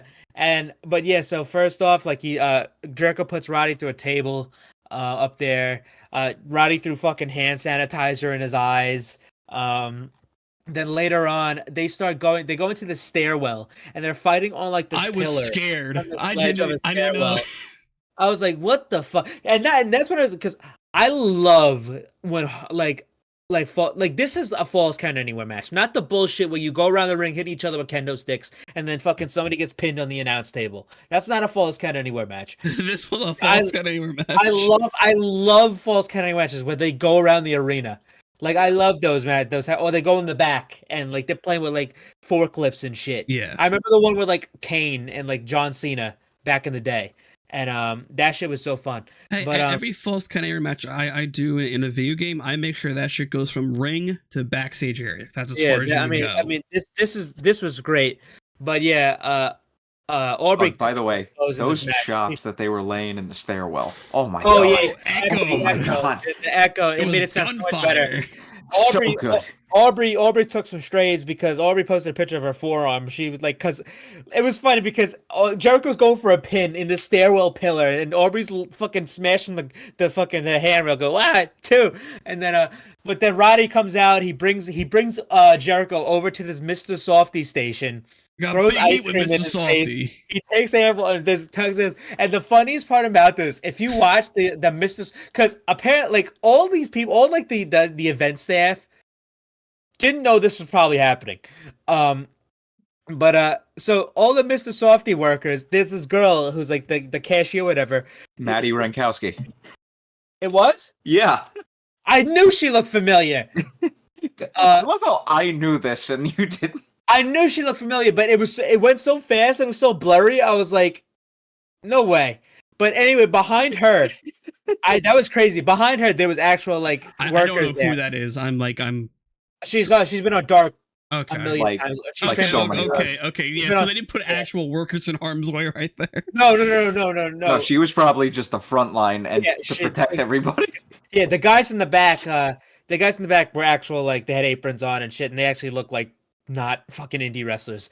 So, but yeah, I knew she looked familiar, but it was so blurry. I was like, But yeah, so they're all like laughing and like they're shocked and shit, and then Roddy's they start going outside. They go outside. No, wait, you have to mention. So he pie faces Jericho with the ice cream, takes another handful, eats it for himself. Oh, did either one of you notice the security guard basically like elbowed the camera guy? I know, he's like, what the fuck? Oh shit. That was so funny. God bless this security team. They get outside, and then the event security, they're all like, "What the fuck is going on?" And there's one security guy that's on his phone. He's filming this shit. I'm like, "Bro, do your job, boss. do your job." But when Jericho gets outside, who's standing behind him? But Adam Cole, because the stipulation was the JAS and Adam Cole were banned from ringside. Where was the JAS then? And they were banned from the building. They were banned from the building. But they weren't in the building, so they were outside. They start fighting on this dirt pit, and Adam Cole. They start beating him up. Adam Cole gives him the boom, and then Roddy hits a jumping knee. Adam Cole gives him the boom. Roddy pins Jericho, which was shocking to me. Roderick Strong pins Jericho in the dirt, and literally Jericho in the dirt, and Roderick Strong defeats Chris Jericho in his first singles match in AEW. That's a big win for Roddy. I did not expect him to win this match. Where was the JAS? They followed the rules. They didn't think that they didn't think through enough to go outside. Though. Yeah, but they're stupid. That's the thing. They're stupid. This is what happens. You're saying that fucking Matt Menard and Jim Hager, I like this hat, is gonna make critical decision making? No. Pro wrestlers greater than sports entertainers. You think they're gonna make critical decision making? I like this hat is gonna think, oh, okay, I should go outside. The thing is, too, I can't give the benefit of the doubt of them filming dark because Matt Menard would be on commentary, but there's no more dark. Oh my god, I couldn't give the benefit of the doubt. Fuck, that's awesome. But yeah, this was fucking amazing. This was excellent. This was one of the best matches all year in AEW. This was great. This was like Jericho's best match in a very long time, probably since the one with Claudio at the Ring of Honor show. Keep on note, the show wasn't over yet. Yeah, Not this even was the middle close. of the show. Now the second hour. It was kind of that was like the middle of like the second hour. But next up, immediately after, we had Roosh versus Jungle Boy Jack Oh Perry. my And god. this fucking guy, Jungle Boy, got the shit beat out of him by Roosh, Oh, yeah. bro. He Busted open we went hard from way. we went from one stiff wrestler to another stiff wrestler, but no, he wasn't Hardway. That wasn't Hardway. I thought that was hard way because I don't no. think like he No would have way. bled for this. No way. They took the camera off Roosh, and then Jungle Boy was gigging under Okay. the guardrail. Okay. But yeah, so they got color in this match. But yeah, Jungle Boy, this motherfucker drew a short straw and had to wrestle Roosh, and he got the shit knocked out of him. They were just stiff as shit, beating the fuck out of each other. Jungle Boy got a cock check from Roosh in this match. That the ref clearly saw. But It was I mean, just squeezed it. I don't think that's a DQ. Okay. squeezed it. Hey yo! He didn't hit him. He just fucking squeezed it. It was a cock check. But there was one scary ass spot in this match. But this is Roosh does this thing a lot where somebody will be running at him on the apron, and he'll do a belly to belly off the apron to the floor. And I got so scared because Jungle Boy fucking clipped the top of his head going down. Yeah. That scares the shit out of me because of the shit. I mean, it's obviously not the same move, but belly to belly's on the outside after Big E. Always scare the fuck out of me now. Actually, speaking of Roosh, let's see if this focuses. Nope. Nope, Well, you because see you're one blurry. person in the photo. Yeah, it's because my background is blurred. I will take care of that right now. Yep. Just go back to your room and be upstairs. No, The 'cause hockey people game ain't gotta that important anymore. The Rangers aren't in the playoffs. There isn't even a hockey game on. It's you want to know what's on right now? The South Park episode where they say shit like 130 times. Yes, sir. Okay. That's awesome. All right, so here we go. Is it not blurry anymore? Yep, you're good. Okay. We'll just blur your camera. Yep. This is not zoomed in at all. This is from UBS. Yeah, Yes, sir. fucking asshole over here got floor seats. Pays Didn't the think to people. ask any of us if we wanted to join. How many people do you think I could have gotten on the floor that night? All of us. We were barely able to get the four of us. Oh, funny enough, I think I forgot to mention this also. The seats that we took, my buddy kicked four other people out to put us there that didn't belong there. So that Wow. was even funnier. Wow. How did that happen? Unreal. Because it's Fucking event staff at UBS, man. I'm not throwing names, but you know who you are. Thanks, buddy. Unreal. Oh, I said 130. It was 159 right now. Jeez. Yeah, but Jungle Boy and Roosh just beat the shit out of each other. Great match. Jungle Boy did pick up the victory. Then essentially, Well, Oh, so no. apparently, somebody posted the Elite's post match on post show yeah, promo. that's gonna be a release later. They said apparently I don't know who said it because it's 5 minutes. Somebody said sometimes grown men can hash it out for the greater good. So I don't know what the fuck that means. Hey, if it's there, it's there. Let's be happy if it happens. I will be seriously happy if it happens. Don't get me wrong. Punk's an asshole. Punk 100% is an asshole. We all can agree with that. We all can. He's a bitch That too. and a pussy. I And digress. I And plead the cringe. fifth. Dude, that shit he did with the don't come at the king, dude. Shut the fuck up, bro. You're fucking 40 years old. Isn't he like 42? Fucking saying touch grass and shit. He's fucking talking about TikTok humor. This guy's fucking using TikTok slang.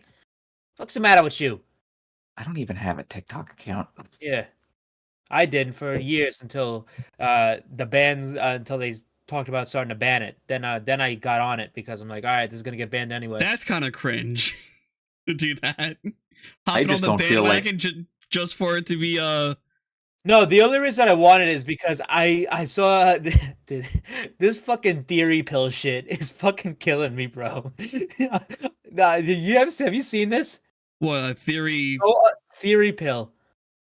You have to fucking look this shit up on TikTok, dude. It's so fucking stupid.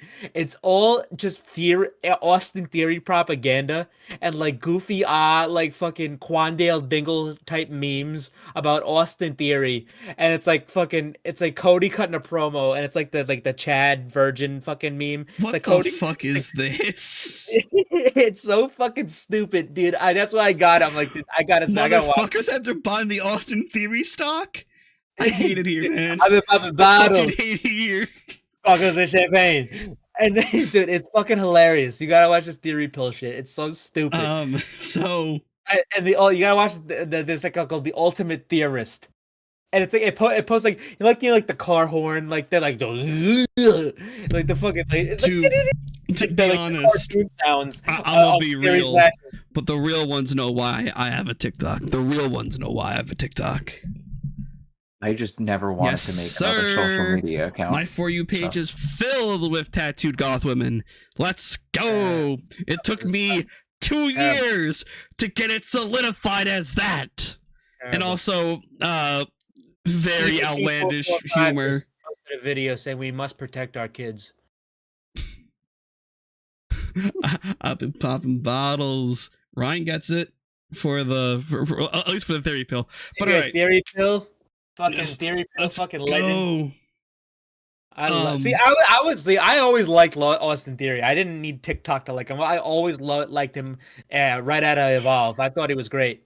I like he has his like quirks to him, but like I'm not. Dude, if he was in AEW, he'd be a pillar. That's what it is. He's one of the. He would have been. He's one of the young pillars of fucking WWE. But so Roosh and his crews are beating the shit out of Jungle Boy. Then out comes Darby Allin to make the save. Then the numbers game gets the best of Darby Allin. Then out comes Sammy Guevara. They're able to warn off Roosh, 10, and Jose the assistant. Then we cut to backstage. Renee's there again. MJ, she's MVP. like, so like, what's going on with this MJ? What just happened there, MJF? And he slaps the microphone out of her hand.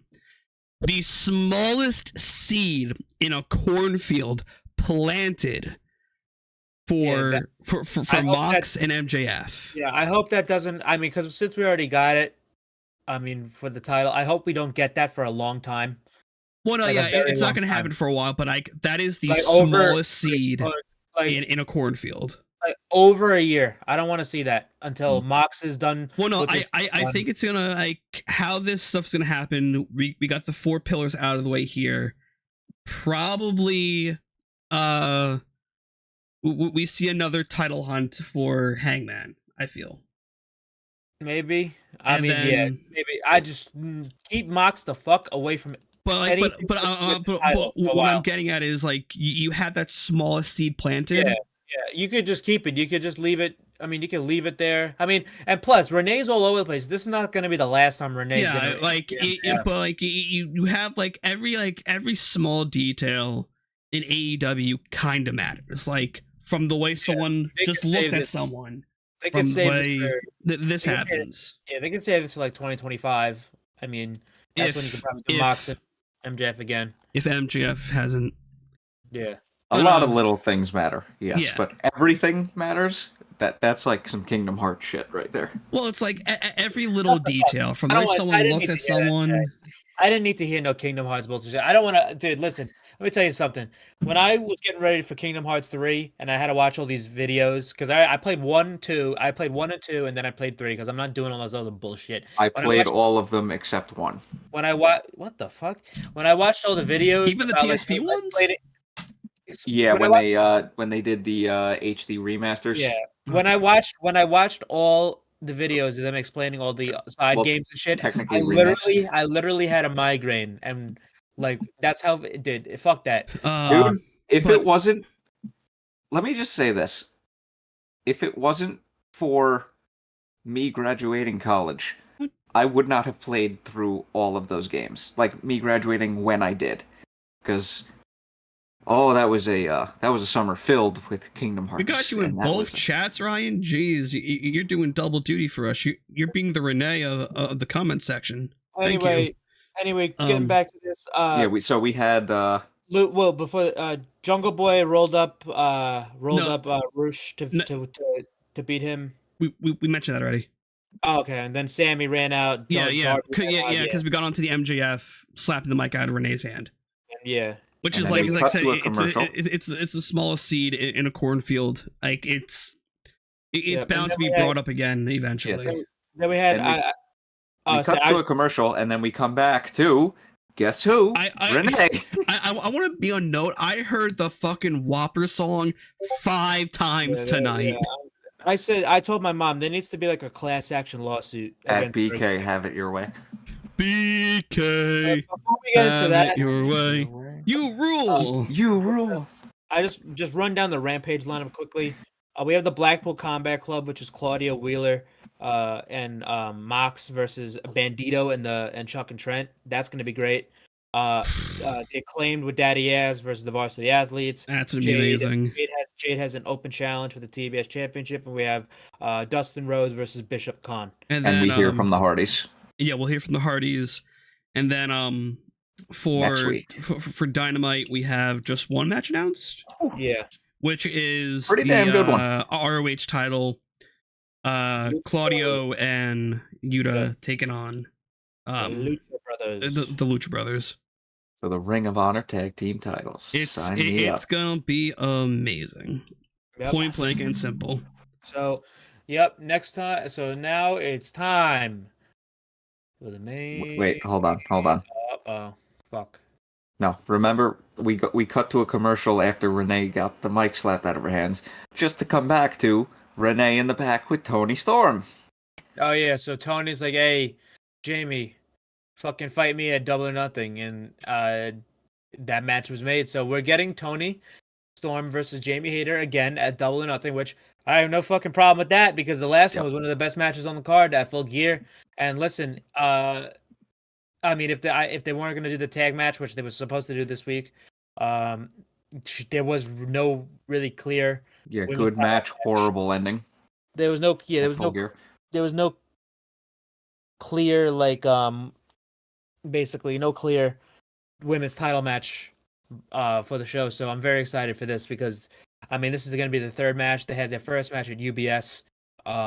Just in third match in AEW, that is. They've wrestled outside, but they had their first match at UBS, and then they had it at Full Gear, and now we have it at Double or Nothing again, which that should be a great match again. Those two girls they fucking kill it every time.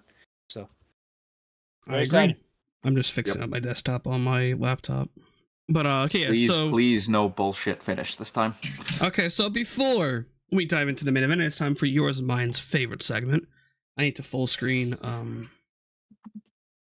the OBS real quick. Whoops. Gonna hit the be right back marker. Yeah, that just cut to that. Do this. Hold on, I need to pull up Stokely's Twitter. I need to go from. I still love that picture. It's one of my favorite pictures of all time that I ever had to do. Where does it begin today? Where does it? God. Oh wait. Okay, I see where it begins. Okay. Oh, not that one. Change. This. That. Let me get this set up. Okay. Need to mute that right there. Yep, you're okay. Yeah, we're seeing absolute fucking violence right now. Yes. Okay, so God. Nobody. When you make eye contact with Claudio, and it's just a 31st beach beatdown. Okay. And it's pretty much a woman getting swung by her hair. Oh my God! I didn't even see that first one. So, a guy recently got surgery to make himself taller. Essentially, they break the bones in your leg, and then they put this bracket and they make your legs stronger and kind of like longer. So this guy went from 5'5" to 6 feet using limb lengthening surgery. Insane. Underneath it, at Stokely Hathaway. And then underneath it again, someone also did it again at Stokely Hathaway. Might be worth checking out. His response to this is demonic. Fucking Christ, man. Wait, hold on, wait. Does Ryan know Carl? Hold on a second. Oh my goodness. Wait. How do you know the ins and outs of this? Hold on a second. Hold on a second. Ryan, explain yourself, buddy. I am curious because not many people just go like, "Oh, hey, look, it's Carl." How do you know Carl, my guy? Well, I'll wait for you to reply, and then I'll dive back into this. Stokely also tweeted, "Getting your account hacked by a teenager in Singapore on a Windows 90 is insane." I didn't know you went to Suffolk, Ryan. P.S. I'm innocent. All questions are now directed to my attorney. My goodness. Ryan, when was the last time I spoke to you? Before COVID. Okay? Can you blame me? Stokely had DM someone, "If I ever see you on some John Morton shit, I'm calling the cops." John Morant. Oh, John Morant. Yeah, I can't read. He's an NBA player who was fucking flashing a gun on Instagram Live. He's like a black guy who. Can we see this guy's on? I need to. He's a black guy who grew up in the suburbs, and now since he's in the NBA, he just turned into a complete this dude's fucking profile picture. Because, he turned to a complete hood rat because he started listening to NBA YoungBoy. Fuck is this profile picture this dude has? Oh my god. Christian, you gotta see the profile picture. No, I saw, yeah. Dude's a menace for that. Okay, so someone made a list of the good bald list. Oh my god. Bullshit. Stone Cold, Kurt Angle, Bobby Lashley, Batista, Omos, Ricochet, Teddy Long, Giovanni Vinci, Claudio, Ciampa, and Triple H. Hanging by a thread. Stokely's response. And now we go underneath this. Okay, let me unmute. This is on my channel. I don't care if we get hit with it. So the guy who made the list was like, "No, I forgot to add you. You're definitely on the list now, King." And then Stokes says, "It's okay, I reported you." And then we get, if you remember this guy from Out of the Box. Goodbye for now until we meet again. It's so long. Farewell to you. I love this show growing up as a kid. Fuck, okay. That's funny. Deep cut reference.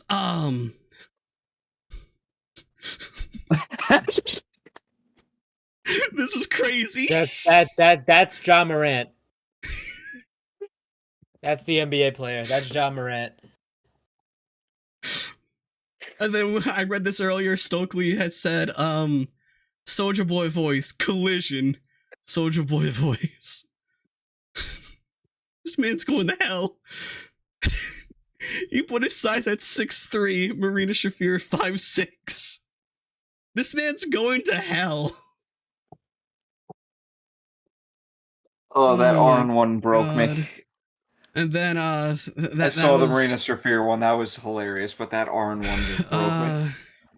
Okay, let me switch over to our lovely little thing. Stop screen sharing. Oh, goodness.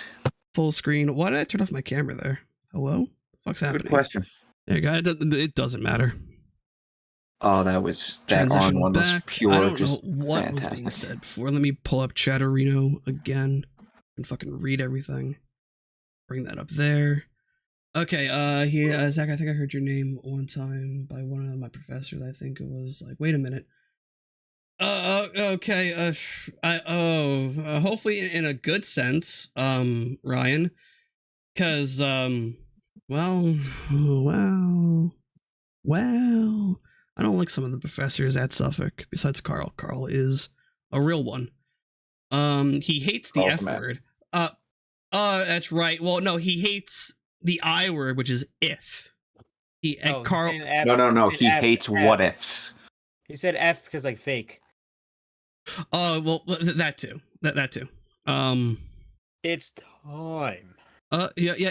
But now, ladies and gentlemen, it's time. It's time for your the main event. So, sort of, kind of, yeah.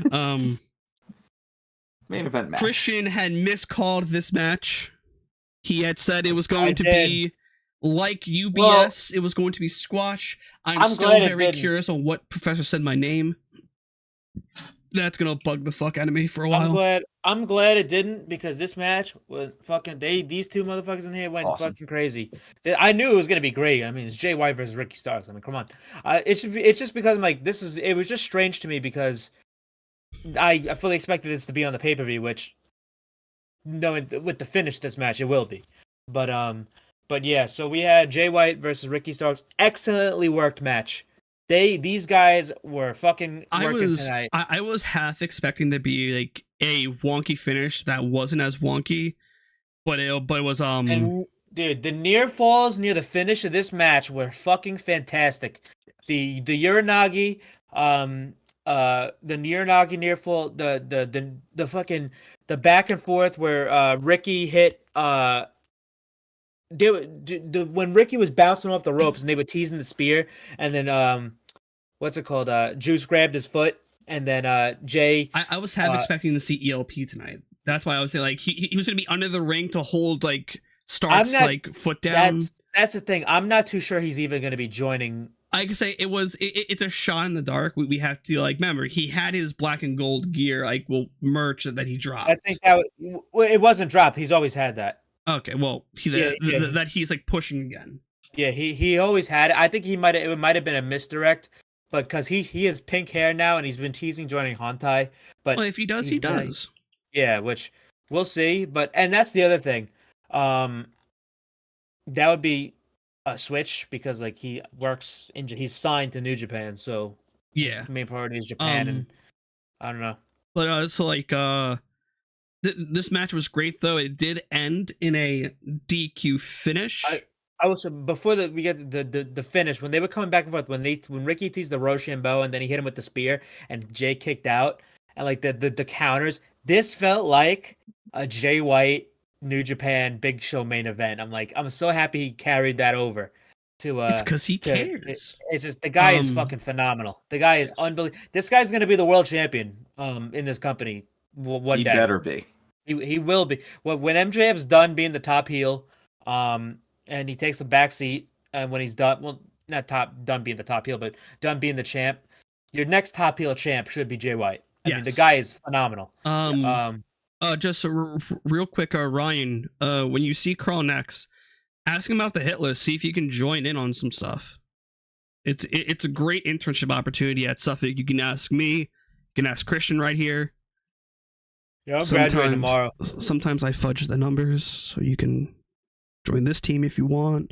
I don't fudge no numbers. I didn't fudge no numbers. Was on. Carl's not watching. We're on our own platform. He never watches. I will private the VOD on both YouTube and here. He won't see it. Unreal. Clips are probably not turned off, so who cares? But no, but Ryan, like when you see Carl, get in contact. See if you want to join the hit list. You can do some of the wrestling stuff on your own terms. I will say this about the match though. The crowd. Ricky's from New Orleans, but Ricky he came up on the Texas Indies, so the crowd loved him like it was a hometown. Like he was a hometown guy, but Switchblade, he got so over in this match. There was a chant of "Let's go Switchblade, Ricky Starks." So, people. I could see them turning Jay White, not the company, but like the crowd turning Jay White babyface by proxy. Just like almost how Seth Rollins is. Seth Rollins is. They love him so much as a heel that they just cheer for him. But what happened was like Starks was getting cheers at the very beginning. Then as soon as it went outside, it was Let's go. Like what it was. Let's go, Jay. Switchblade. Oh yeah. Ricky Oh yeah. Starks. Switchblade, Ricky Starks. No, But, I thought it was Stark sucks. No, let's go Switchblade. Okay, Ricky Starks. I need to get my hearing checked.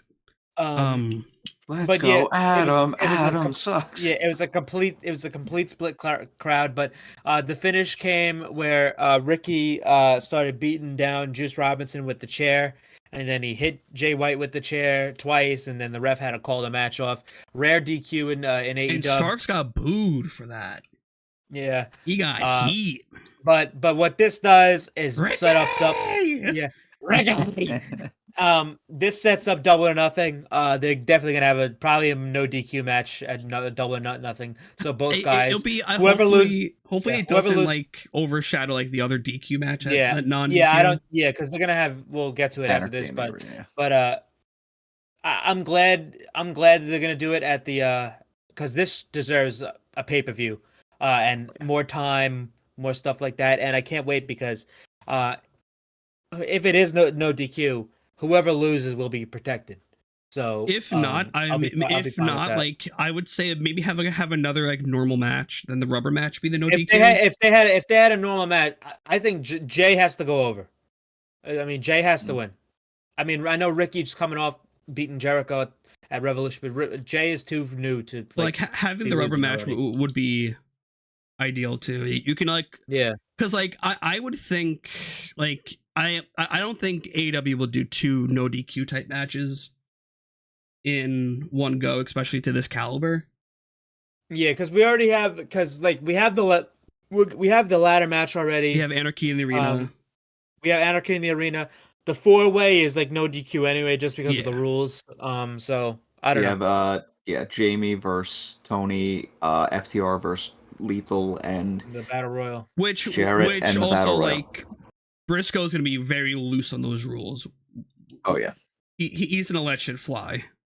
Yeah. Oh, can I just say this? I actually really like the mashup of Lethal and Jarrett's themes. Yeah. My world, my world. Yeah, that one's pretty good. But my world. So after this match, we had Don Callis come out to a chorus of boos. And they're playing the video as he's walking down.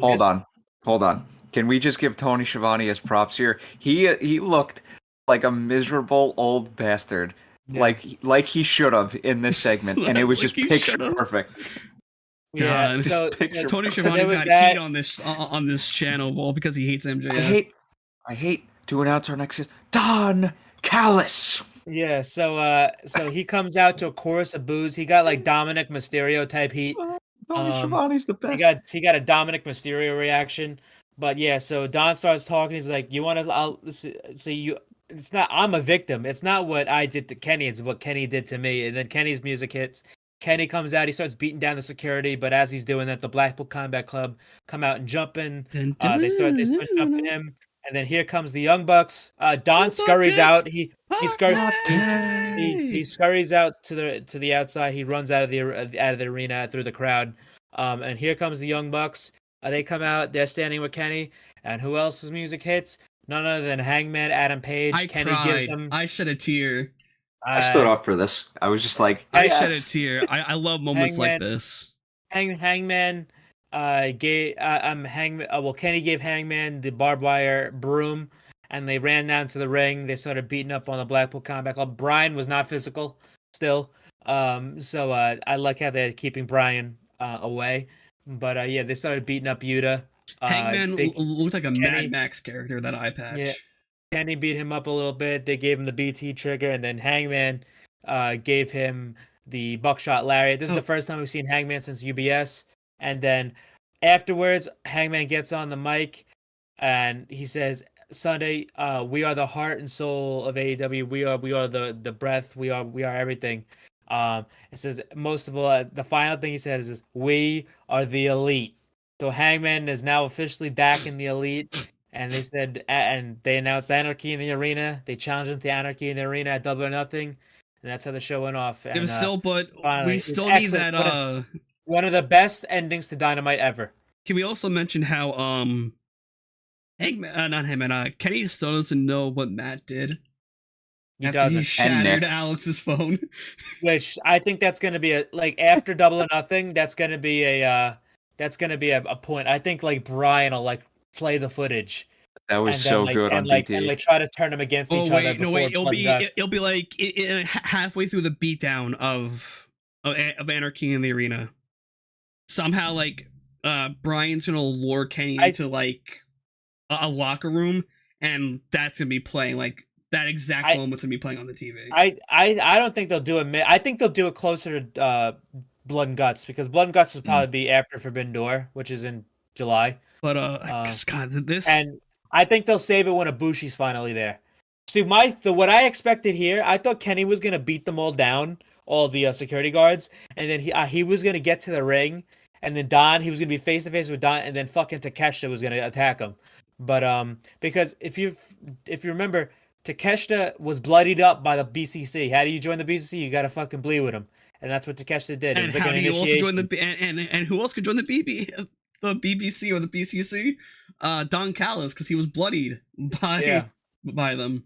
Yeah, but this was a great episode of Dynamite. Yes. It was a great crowd and one of the greatest endings you could ask for a wrestling show. So yeah, great stuff. I'm gonna go first on Wrestler of the Week, because this person does have something you can buy. I'm gonna give it to Renee. She has a cookbook out.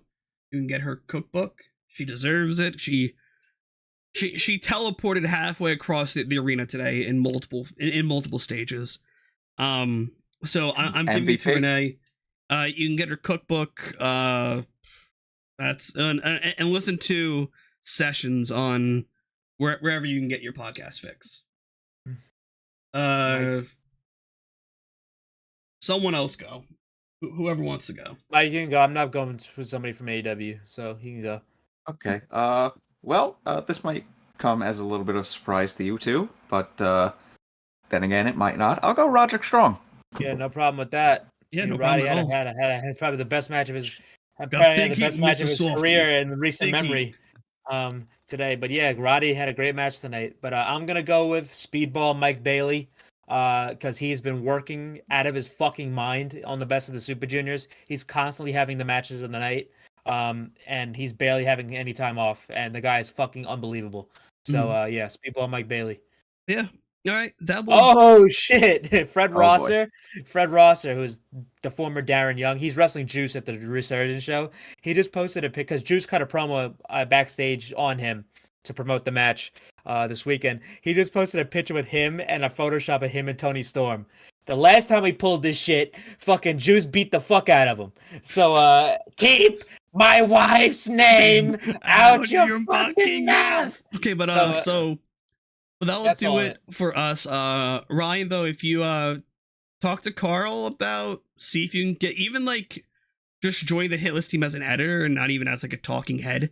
You can join the pro wrestling group chat as well, where you get to see some of the worst takes in human history.